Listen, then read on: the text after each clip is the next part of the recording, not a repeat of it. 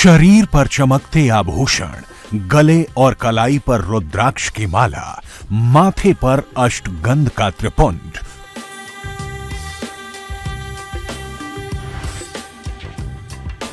कुंभ में आए किन्नर अखाड़े का ये ही ट्रेडमार्क है। हिंदू संत सांसारिक सुखों से दूर रहते हैं, गेरुआ वस्त्र पहनते हैं, चमक दमक श्रृंगार से नाता नहीं रखते, तो आखिर क्यों किन्नर अखाड़े के संत सज धज कर निकलते हैं? इनके मेकअप के पीछे की वजह क्या है? इस गेटअप के पीछे क्या रहस्य छिपा है? किन्नर अखाड़ा बहुत ज्यादा पुराना नहीं है, इसलिए लोगों के मन में इस अखाड़े को लेकर ढेरों सवाल है। साधु बनने की प्रोसेस, तप, साधना, श्रृंगार, इष्ट देव जैसे कई पॉइंट्स हैं जो लोगों के लिए अभी तक रहस्य हैं। इस वक्त हम किन्नर अखाड़े में मौजूद हैं। आपको ऊपर यहाँ धर्म ध्वजा दिखेगी। बड़ी संख्या में लोग यहाँ किन्नर साधु संतों से आशीर्वाद लेने के लिए आ रहे हैं। मान्यता है कि किन्नर एक बार जो आशीर्वाद दे दे वो अचूक होता है और यही वजह है कि बड़ी संख्या में भीड़ आ रही है। सबसे पहले इस त्रिशूल की तरफ मैं आपका ध्यान आकर्षित करना चाहूँगा। इसके यहाँ अगर आप पर्दा मैं हटा नहीं सकता, इस पर्दे के नीचे नर मुंड की माला है जो यहाँ साधुओं जो तंत्र विद्या की साधना करते हैं। देखिए 1 2 3 4 5 6 7 8 9 10 जो है ये शीश हैं और यही नर मुंड माला बहुत से लोगों के मन में आस्था के अलावा डर भी पैदा करती है। और यहाँ अगर आप देखेंगे तो अघोरी काली की पूजा होती है। किस तरह से अघोरी पूजा को लेकर बहुत से लोगों के मन में शंकाएं होती हैं, सवाल होते हैं। अघोरी पूजा क्या होती है? अघोरी पूजा रात में होता। हाँ। सब लोग दिन में पूजा करता। हाँ। हम लोग रात में पूजा करता। अच्छा। सब लोग शांति देवी का पूजा करता, हम लोग उग्र देवी का, अघोरा काली का पूजा करता। ये फर्क है। और ये नरमुंड की माला का क्या महत्व है? नरमुंड क्यों है आपके पास? क्या सोच है या क्या आध्यात्मिक मान्यता है इसकी? नरमुंड के हम लोग आत्मा का एक घर बनाएगा। हम लोग शव पूजा करेगा। शव पूजा का करने का टाइम आत्मा पकड़ता ना। हाँ। आत्मा का पकड़ के नरमुंड में हम लोग उसका घर बना के रखेगा। अच्छा, इसलिए नरमुंड रखता हूँ। तो यहाँ अघोरी पूजा का महत्व समझिए। अघोरी पूजा का महत्व ये है कि जब वो शव पूजा करते हैं तो उसमें आत्मा को पकड़ के नरमुंड में रखते हैं, ऐसी मान्यता है। 13 अक्टूबर 2015 को किन्नर अखाड़ा अस्तित्व में आया। अखाड़े की आचार्य महामंडलेश्वर लक्ष्मी नारायण त्रिपाठी ने इसकी स्थापना की। देश में मौजूद 13 अखाड़ों ने इस नए अखाड़े का विरोध किया, स्वतंत्र अखाड़े की मान्यता देने से इनकार कर दिया। 2015 में हमने ये निर्णय लिख लिया कि सत्य सनातन धर्म में जब इतना बड़ा स्थान किन्नरों का है तो उसको पूर्ण रूप से स्थापित करना चाहिए। और इसके लिए कैसे स्थापित करें, तो किन्नर अखाड़ा 2015 13 अक्टूबर को बनाया। नवरात्रि का पहला दिन था। हमने ध्वजारोहण किया और कलेक्टर को जाके आवेदन दिया। उसके बाद हमने ये निर्णय लिया कि हम कुंभ भी करेंगे। तो 2016 का सिंहस्थ उज्जैनी में हमने स्थापित किया था, महाकाल की नगरी में। कण कण उज्जैनी में मेरे महाकाल हैं। तो उस धरती की अनुकंपा रही, महाकाल का आशीर्वाद रहा कि किन्नर, वैसे भी किन्नर शिव के गण माने गए हैं। और महाकाल के आशीर्वाद से हमने 2016 का सिंहस्थ उज्जैनी का कुंभ किया। माघ मकर गत रवि जब होई, तीरथ पति ही आव सब कोई। देव दनुज किन्नर नर श्रेणी, सादर मज्जहि सकल त्रिवेणी। अर्थात माघ के महीने में जब सूर्य मकर राशि में आते हैं तब सब लोग तीर्थराज प्रयाग को आते हैं। देवता, दैत्य, किन्नर और मनुष्यों के समूह सब आदर पूर्वक त्रिवेणी में स्नान करते हैं। किन्नर समाज के अस्तित्व का जिक्र शास्त्रों, पुराणों और वेदों में कई जगहों पर किया गया है। सतयुग, त्रेता युग, द्वापर युग में भी इनके अस्तित्व के बारे में लिखा गया है। लेकिन महाकुंभ में स्नान करने वाले अखाड़ों ने इन्हें शुरुआत में मान्यता नहीं दी। 2016 के उज्जैन सिंहस्थ कुंभ में पहली बार किन्नर अखाड़ा शामिल हुआ।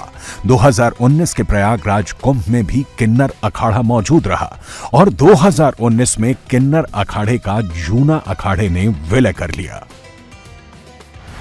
किन्नरों को स्वतंत्र अखाड़े की मान्यता भले ही ना मिली, लेकिन जूना अखाड़े से जुड़कर इन्हें अमृत स्नान की अनुमति मिल गई। साधु संतों ने भी किन्नरों के लिए अपने दरवाजे खोल दिए। 2019 में हमने प्रयागराज का कुंभ किया और उस वक्त हमारी बातचीत जूना अखाड़े के हरिगिरी महाराज जी से हो रही थी और अन्य दूसरे भी अखाड़े हमें अप्रोच कर रहे थे, पर जूना अखाड़े से हमारी बात हुई और हमारे पूरे अखाड़े ने सर्वसम्मति से ये निर्णय लिया कि हम जूना अखाड़े के साथ शाही स्नान करेंगे। तो हमारा एग्रीमेंट हुआ, बाकायदा रजिस्टर्ड एग्रीमेंट जूना अखाड़े के साथ हुआ और जो सबसे ऑर्थोडॉक्स माने गए, रूढ़िवादी माने गए, वो साधु नागा, उन्होंने किन्नरों को अपनाया और किन्नरों को प्यार दिया, दुलारा, और आज हम किन्नर अखाड़ा जूना अखाड़े के साथ हैं। जब स्नान होता है, अमृत स्नान होता है, जूना, अवाहन, अग्नि, डंडीवाड़ा, बाद में किन्नर अखाड़ा सब साथ में जाता है।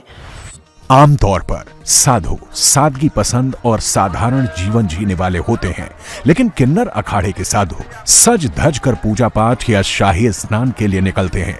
इसके पीछे बड़ी वजह छिपी है। किन्नरों का तर्क है कि किन्नर श्रृंगार में ही अच्छे लगते हैं और पूरा अखाड़ा दिखावे के लिए नहीं, बल्कि प्रभु के लिए श्रृंगार करता है। किन्नर संतों की दिनचर्या भी काफी कठिन होती है। 2 से 3 घंटे का वक्त मेकअप में लगता है। मेकअप पूरा होने के बाद ये लोग करीब 4 घंटे इष्ट देव की उपासना करते हैं। कुल मिलाकर 7 घंटे इनकी उपासना में निकल जाते हैं। उसके बाद ये भक्तों से मिलने या फिर दूसरे काम करते हैं। वो वैराग में रहते हैं और हम श्रृंगार में रहते हैं। हम उपदेवताओं की श्रेणी में आते हैं। हमारे लिए हम अपने प्रभु, अपने इष्ट के लिए श्रृंगार करते हैं। हमारा वजूद भी श्रृंगार से ही है ना, कि ये श्रृंगार का ही पूरा ये रहा और हमारे बुजुर्ग भी ये हुए हैं तो श्रृंगार ही करे हैं हमारे में। तो हम प्रभु के आगे, चाहे मंदिर में भी आप जाओ तो सज सवर के जाते हैं ना, तो जब हम प्रभु की उपासना करते क्यों ना सज सवर के करें हम, तो हम क्यों वंचित रहें, और इसके लिए श्रृंगार का महत्व है ही। किन्नरों के अद्भुत संसार को लेकर दूसरा सबसे बड़ा सवाल इनकी पूजा पद्धति और इष्ट देव को लेकर लोगों के मन में पैदा होता है। किन्नर अखाड़ा शैव संप्रदाय से जुड़ा है। इनके इष्ट देव अर्धनारीश्वर और बहुचर हैं। इन दोनों की पूजा के बाद ही किन्नर संत अपनी दिनचर्या शुरू करते हैं। किन्नर अखाड़े में संत कुछ इस तरीके से बैठे हैं। सामने एक थाली में चावल हैं, सिक्के हैं, और ये सिक्के लेते नहीं हैं, सिक्के देते हैं, दक्षिणा के तौर पर नहीं, आशीर्वाद के तौर पर। आपकी क्या दिनचर्या रहती है किन्नर अखाड़े में? क्या क्या आप पूजा अर्चना करते हैं? क्या आपका रूटीन रहता है? ओम नमो नारायण। मैं किन्नर अखाड़ा से श्री महंत धैर्यराज नंदगिरी महाराज, जयपुर राजस्थान से, है ना। हमारे इधर पूरे भारत से किन्नर लोग आए हैं, अलग अलग स्टेट से आए हैं। पूरे स्टेट से हमारे महामंडलेश्वरी विदेशों से भी है ना। सबकी पूजा अलग अलग होती है। जैसे हमारे अघोरी मणिकंडन जी है, अघोरी काली माता की करते हैं। आगे हमारे महाराष्ट्र के हैं जो अंबाबाई की पूजा होती है। कामाख्या से जितने भी हमारे महामंडलेश्वर आए हैं जिन्होंने योनि के अंदर धूना बनाया हुआ है, तो वो अपनी पूजा करते हैं। ठीक है, सबकी अलग अलग दिनचर्या है। हम सुबह उठते हैं, पूजा पाठ करते हैं, करके अपनी साधना वगैरह करके अपने गुरुचरण स्पर्श करके फिर हम सबको आशीर्वाद देते हैं।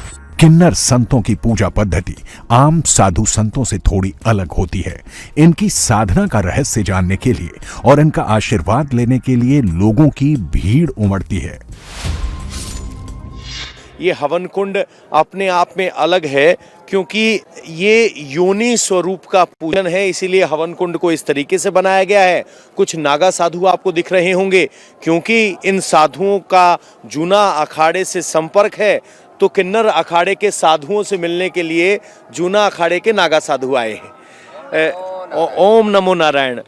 माते, इस हवन कुंड के बारे में बता दीजिए। ये हवन कुंड माँ कामाख्या की है। जय माँ कामाख्या। हम कामाख्या से आए हैं विश्व कल्याण के लिए, कुंभ नहाने के लिए, भारतवासियों को आशीर्वाद देने के लिए। आशीर्वाद देने के लिए। तो माँ कामाख्या में स्त्री लिंग की पूजा होती है, तो उसी तरीके का ये हवन कुंड बनाया गया है। किन्नर अखाड़े की अगर हम बात करें तो बहुत उत्सुकता है, तो किन्नरों का आशीर्वाद इतना अचूक क्यों माना जाता है? क्यों किन्नर पूजनीय माने जाते हैं? उनका ये स्थान समाज में, जो आध्यात्मिक समाज में उठा है, उसके बारे में क्या कहेंगे? किन्नर उपदेवता है, इसीलिए किन्नरों का आशीर्वाद अच्छा होता है। बड़ी लंबी कतार लगी है आशीर्वाद के लिए। आपने एक शब्द कहा कि किन्नर को, जैसे आपने कहा, तो आप किन्नर की जैसे दूध इस संसार में खाली 2 जाति हैं, नर और नारी, और आधी जाति जो बताई गई है वो किन्नर की बताई गई है। वो न नर में है न नारी में। किन्नर जो होता है वो आधी जाति, वो सबसे बड़ा शुभ माना गया है।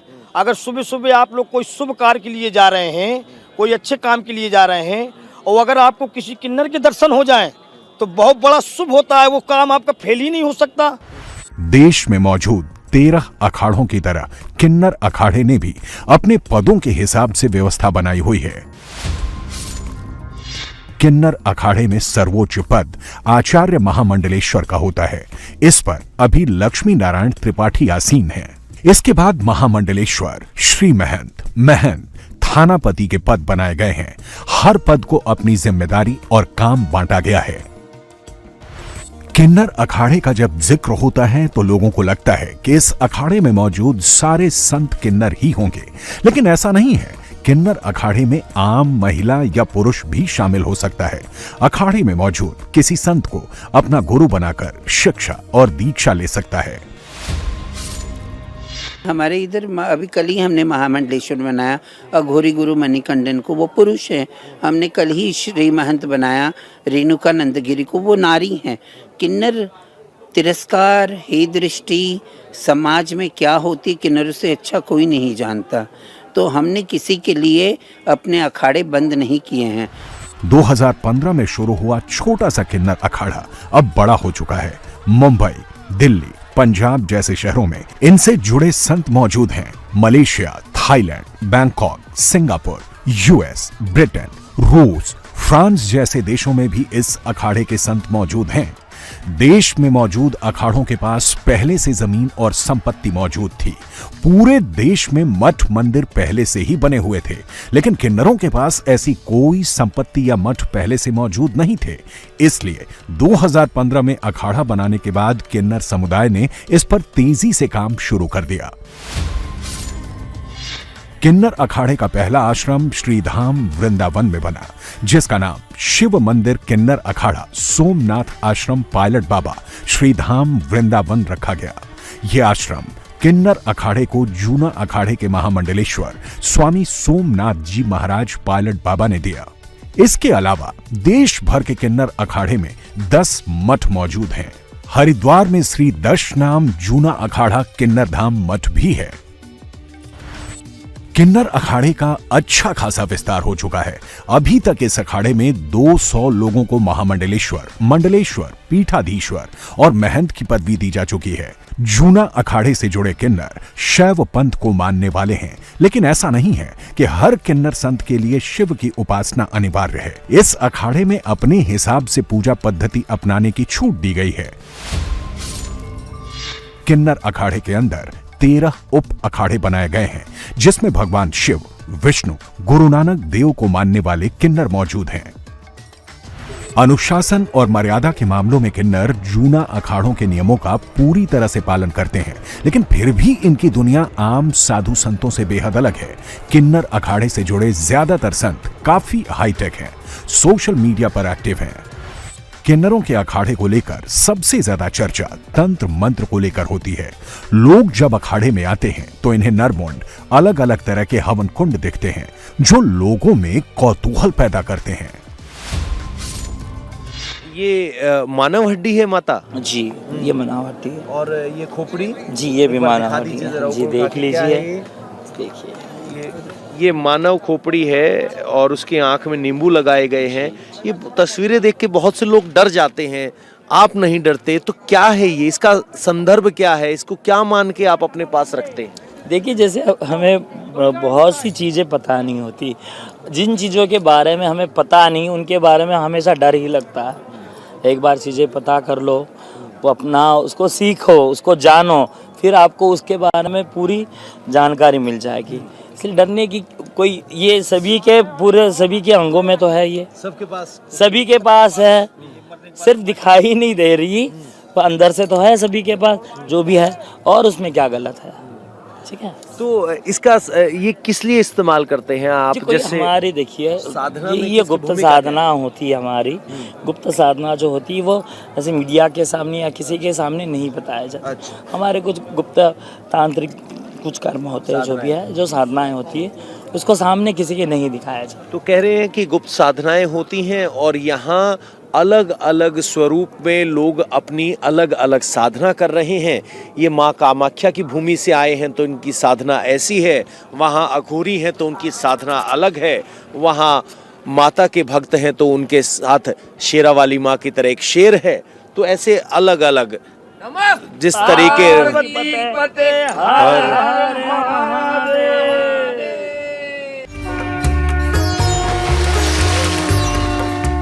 महाकुंभ 2025 सिर्फ इंडिया टीवी पर।